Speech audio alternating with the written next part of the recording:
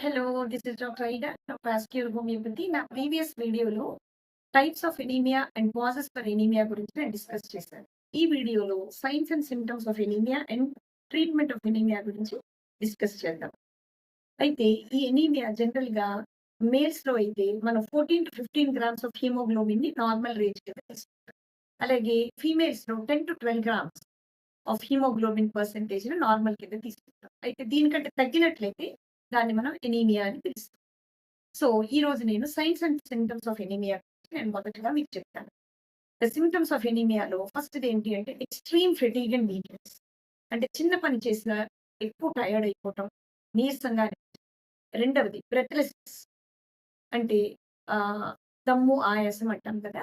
So, కొంచెం దూరం నడిచినా, మెట్లెక్కినా, పరిగెత్తినా వీళ్ళకి చాలా ఆయాసంగా ఉంటుంది. అలాగే కొంతమందిలో అయితే పాల్పిటేషన్, పాల్పిటేషన్ అంటే దడగా ఉండటం. హార్ట్ రేట్ ఫాస్ట్ కొట్టుకున్నట్లుగా దడదడగా అనిపిస్తూ ఉంటుంది. అలాగే కొంతమందికి నిద్ర కూడా పట్టదు. నైట్ టైమ్స్ నిద్ర పట్టకుండా చాలా పాల్పిటేషన్ ఉంటుంది. అలాగే కొంతమందిలో headache, throbbing in the head అంటాం. హెడేక్ ఉంటూ దాంతో పాటు చెవుల్లో సౌండ్స్ ఉంటాయన్నమాట. హోరెత్తినట్లుగా సౌండ్స్. అలాగే కొంతమంది హెడేక్‌తో పాటు dimness of vision and dizziness కూడా ఉంటుంది. అంటే కొంచెం మసకబారినట్లుగా, అలాగే కొంచెం కళ్ళు తిరిగినట్లుగా, కొంతమందైతే కళ్ళు తిరిగి కూడా పడిపోతారు. సో, అలాగే కొంతమందిలో తిమ్మిరెక్కినట్టుగా, కాళ్ళు, చేతులు ఊరికే తిమ్మిర్లెక్కినట్లుగా గూడా అనిపిస్తుంది. ఇవన్నీ సింప్టమ్స్ ఆఫ్ ఎనీమియా. అలాగే సైన్స్ విషయానికొస్తే ముఖము, పెదాలు, కళ్ళు ఇవి పేలుగా, రక్తం లేనట్లుగా, పేలుగా, తెల్లగా, పేలుగా అయిపోయినట్లుగా, పాలిపోయినట్లుగా అంటాం కదా! సో, అలా అవుతుందనమాట. కొంతమందిలో ఉదయాన్నే లేచా ఉబ్బినట్లుగా, ఫేస్ కూడా ఉబ్బిపోయినట్లుగా, అలాగే కాళ్ళు గూడా ఉబ్బినట్లుగా కనపడతాయి.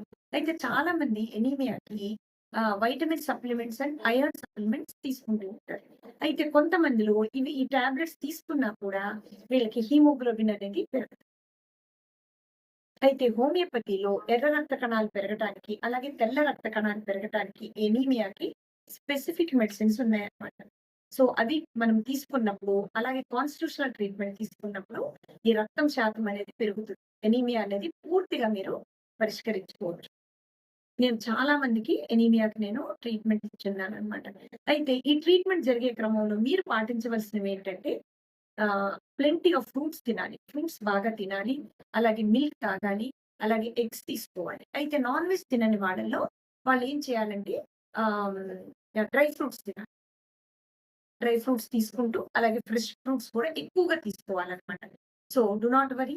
Visit me at Fast Cure Homeopathy for your anaemia.